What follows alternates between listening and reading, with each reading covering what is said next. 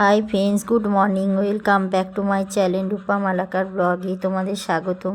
খুব ভালোবাসা। আজকে শনিবার নতুন একটা ব্লগ নিয়ে চলে এসেছি। সারাদিন কী করছি না করছি দেখতে থাকো, আমার সাথে থাকো, না স্কিপ করে পুরো ভিডিওটি কন্টিনিউ দেখতে থাকো। আর যদি আমার ভিডিওটা তোমাদের ভালো লেগে থাকে একটা লাইক, কমেন্ট অ্যান্ড শেয়ার করে দিও। দেখতে পাচ্ছ কতটা অন্ধকার। চাঁদ মামা কিন্তু এখনও ফুটে রয়েছে, চাঁদ মামা এখনও যায়নি। এটা কিন্তু ভোরবেলা। তারপরে দেখো একটু বেলা হতেই ছেলের জন্য একটু খিচুড়ি বসিয়ে দিলাম। এখানে ফুলকপি আলুটাকে ভালো করে কুকারেই ভেজে নিচ্ছি। এখানে চাল আর ডালকে ভিজিয়ে রেখেছি, এমনি নর্মাল করছি, ছেলে স্কুল যাবে তাই একটু খেয়ে যাবে বলে একটু আলু, ফুলকপি, মুসুরির ডাল আর চাল দিয়েই করে দিচ্ছি। আর কিছু দিইনি, এর মধ্যে অ্যাড করিনি, যেহেতু টিফিনে একটু খাবে সেই জন্য সেইভাবে কি কোনো সবজি দিইনি, ও একাই খাবে। এটা করার পরে দেখো কী রান্না করছি তোমাদের সাথে তো অবশ্যই। এই যে জল দিয়ে দিলাম।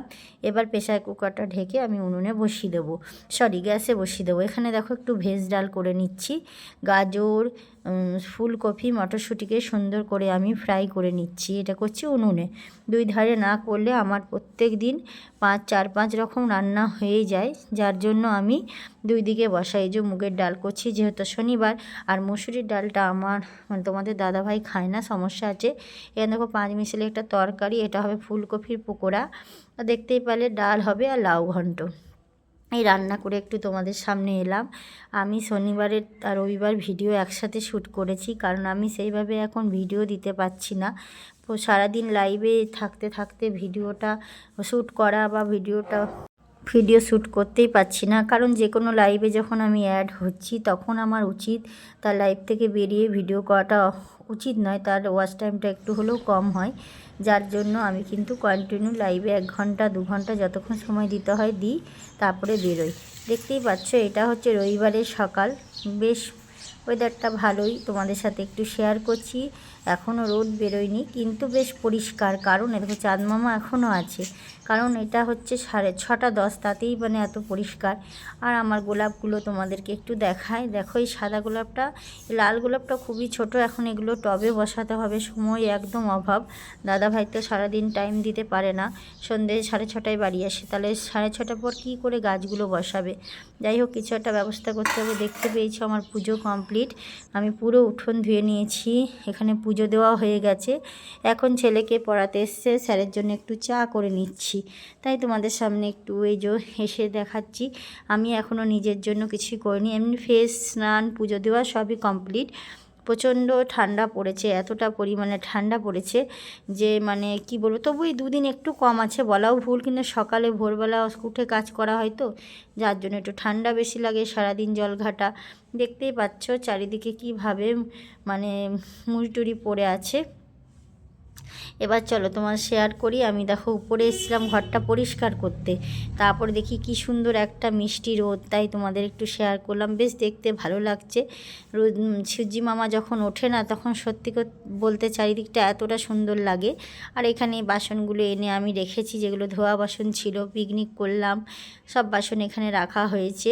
আর দেখতেই পাচ্ছ ঘরের অবস্থা। আমি এই নিচে যাব, নিচে কিছু কাজ আছে, সামলে আসি, তারপর উপরে এসে অবশ্যই পরিষ্কার করব। যেটা বলার, দেখো একটা লাইভে যখন আমি ঢুকছি তাকে আমি সময় দিচ্ছি পাক্কা 1 ঘন্টা, তার মধ্যে যদি 5 মিনিট কিছু মিনিট আমি ভিডিও শ্যুট করি, তার তো ওয়াচ টাইমের দিক দিয়ে সমস্যা হবে, এটা আমার উচিত নয়। আর আমার একটাই ফোন, এই একটা ফোনে খুবই সমস্যা হয়, তার মধ্যেও যাই হোক অ্যাডজাস্ট করে চলছি। প্লিজ তোমরা কেউ রাগ করো না, যদি কারুর দিক দিয়ে একটু ভুল ত্রুটি হয়, কমতি হয়, প্লিজ আমার উপরে রাগ করো না, ক্ষমা করে দিও। যতটুকু পারি চেষ্টা করি সবাইকে নিয়ে চলার, সবার সঙ্গে সময় দেওয়ার, কিন্তু জানি না কতটা কি করতে পারি। কিন্তু যতটুকু দিই আমি স্বেচ্ছা দিই, আমি বেরোই না। আমি কোনো দিনও বলতে পারবো না যে আছি বলে অন্য কোথাও চলে গেলাম, সেটা করি না। এখানে একটা গ্রিন টি নিয়ে আসা হয়েছিল, তারপরে আজকে খুব ব্যস্ত তাতেই আছি। দেখো সকালবেলায় কালকে কিছু সবজি আনা হয়েছে, যেগুলো এখনও পর্যন্ত আমি ফ্রিজে ভরতে পারিনি। বুঝতেই পারছো, রান্না, সংসারে কাজ, ছেলের স্কুল, স্বামীর মানে হাজব্যান্ডের ডিউটি সব নিয়ে ভিডিও করা, লাইভে অ্যাড হওয়া, সব কিছু নিয়ে একদম সমস্যা হয়ে যাচ্ছে। এখান থেকে 5 কিলো নতুন আলু, 5 কিলো পুরনো আলু আনা হয়েছে। আর হনুমান আমাদের এখানে প্রত্যেকটা দিন আসবেই। দেখতেই পাচ্ছ কীরকম বসে আছে হনুমানটা। আর নিচে কিন্তু বসে আমি উনুনে রান্না করছি। ওই দেখো গাছে ওখানে ঝাপাঝাপি করছে, দেখতে পেয়েছো। দেখছো কেমন করে দাঁত খিচাচ্ছে, খুব ভয় লাগে। ওই দেখছো এতটা ভয় লাগছিল আমার, আমি তো ভয়ে উঠে গেছি। এখানে দেখো সয়াবিন আলুর তরকারি বসিয়েছি, সয়াবিন আলুর তরকারিটা হচ্ছে। একজনে আমাকে অবশ্যই জানি যে সয়াবিন দেখাতে, আমি চেষ্টা করব পরের দিন ভিডিওতে সয়াবিনটা একদম মানে শুকনোটা দেখাতে অবশ্যই চেষ্টা করব। দেখতে পাচ্ছ এখানে সকালবেলা একটু চিকেন মানে দুপুরবেলা চিকেন করছি, চিকেনটা কষাচ্ছি। এখনও কিন্তু আমি একজনের লাইভে অ্যাড হয়েছিলাম, তারপরেও আমি চিকেনটা দাদা ভাইয়ের ফোনে শ্যুট করছিলাম, তার জন্য একটু শ্যুট করে নিতে পারলাম। যাই হোক, এই দেখো এখানে সয়াবিন আলুর তরকারি হয়ে গেছে। আর সমস্ত বাসন কোসন এখানে আমি ধুয়ে এই কোটোগুলো পরিষ্কার করে নিয়েছি, যেহেতু মুদিখানা মাল আনা হয়েছে সেগুলোও ঢালা হয়নি। এখন সন্ধেবেলায় আমি এইসব নিয়ে বসলাম। দেখতেই পাচ্ছ আমাদের মাসকাবারি মাল আনা হয়, যেগুলো এনে স্টক করে ব্যাগেই ভরা আছে। আমার এটা কি দেখাচ্ছি দেখো, এই 2 কিলো সার্ফের সঙ্গে বালতিটা ফ্রি, কতটা সুন্দর। আর আমি 8 কিলো করে চিনি তুলি, 8 কিলো চিনি আমার 1 মাসে লাগে না, কিন্তু চিনিটা একটু বেশি তোলা হয়, কারণ আমার মাসের মাল প্রত্যেক মাসে নেওয়া হয় না, খুচকাজ মানে অল্প স্বল্প আনি, কিন্তু মাসকাবারি বাজারটা 1.5 মাস হয়ে যায় তুলতে তুলতে, যার জন্য দেখো দেখতেই পাচ্ছ এখানে জিরে আছে, ধনে আছে, মটর আছে, 1 কিলো মুগ ডাল আছে, 2 কিলো সর্ষের তেল, 1 কিলো সাদা তেল, এখানে 2টো ভিম বার, আর এই যে গায়ে মাখা সাবানটা আমার নয়, আর আমার শাশুড়ি মায়ের জন্য নিয়ে এসছে। আর এখানে আছে নুন আছে 4 কিলো, আর এখানে দেখালাম তো 8 কিলো চিনি আছে, তোমাদের তো শেয়ার করলাম। এখানে দেখো সর্ষের তেলগুলো একটা ব্যাগ থেকে আমি বার করে নিচ্ছি।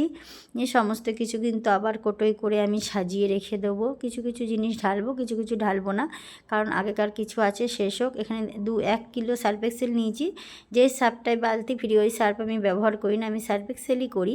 যেহেতু বালতিটা ফ্রি দেখে, বালতিটা দেখে বেশি ভালো লাগলো, তার জন্য নিয়ে নিলাম। এখানে 3 কিলো আছে মুসুরির ডাল, সমস্ত কিছু দেখতেই পাচ্ছ। আর সার্ফটা 2 কিলো, মানে সার্ফের থেকে বালতির প্রতি যেন আমার নজর বেশি চলে গেছে। 5 packet Maggi, 2 packet Mary biscuit, শুকনো লঙ্কা 100, আটা 2 কিলো এনে রাখলাম, আটা স্টকে আছে তাও এনে রাখলাম, কখন কি শেষ হয়ে যায়। এবার আমি কিন্তু সমস্ত কিছু কিন্তু মানে আমি কোটোই ভরে ভরে রেখে দেবো, কারণ দেখতে পাচ্ছ এখানে সমস্ত প্যাকেট কিন্তু আমি কোটোর মধ্যে ভরে দিয়েছি। এখন সব ঢালবো না, কারণ এখনও অনেক কিছু মশলা আছে যেগুলো বাড়ন্তি মানে শেষ হবে, সেগুলোকে আমাদের মধ্যে না শেষ বলতে নেই, বাড়ন্তি। তারপরে রাত্রেবেলা দেখো একটু দেশি চিকেন করছি, হঠাৎ বাড়িতে আত্মীয় স্বজন এসছে, যার জন্য এখন একটু দেশি চিকেন রাতেরবেলায় করে নিচ্ছি। সমস্ত মশলা পেঁয়াজ কাটা সবই রেডি, দেখতেই পাচ্ছ। এখন চিকেনটা আমি সুন্দর করে কষে নিচ্ছি লাল লাল করে। তারপরে এর মধ্যে দেব হচ্ছে প্রেশারে, কারণ যেহেতু দেশি চিকেন প্রেশারে না দিলে কিন্তু ভালো মতো সেদ্ধ হয় না, যার জন্য চিকেনটাকে দেখো ভালো করে কষিয়ে আমি জল দিয়ে দিলাম। এরপর আমি প্রেশারে দিয়ে দেবো। চলো দেখতে থাকো ভিডিওটা। এবার এই মাংসটাকে মানে দেশি চিকেনটাকে কুকারে দেওয়া হবে। কুকারে দিলে চিকেনটা খেতেও টেস্টি লাগে, এমন সেদ্ধটাও ভালো হয়। দেশি চিকেন নর্মাল সেদ্ধ করলে খুব একটা ভালো হয় না। দেখতেই পাচ্ছ এখানে আমি একটু ধনেপাতা অ্যাড করে দিয়েছি। শীতের মানে দিনে সব কিছুতেই ধনেপাতা অ্যাড করলে বেশ ভালোই লাগে, মাংসতেও খুব ভালো লাগে। এই দেখো মাংস এখন ফুটছে, মাংসটা হয়ে গেলেই ব্যাস আমার রান্না কমপ্লিট। এখানে দেখতেই পাচ্ছ এই চাউমিন আনা হয়েছে, আর একটু চিকেন পকোড়া আনা হয়েছে। বাড়িতে যেহেতু আত্মীয় স্বজন এসছে, তাদের তো টিফিনের ব্যবস্থা করতে হবে, আর এত তাড়াতাড়ি হট করে এসেছে করা সম্ভব নয়, তার জন্য দাদাভাই দোকান থেকে নিয়ে আসলো চাউমিন আর পকোড়া। এগুলোই সবাই মিলে এখন খাওয়া হচ্ছে। তারপরে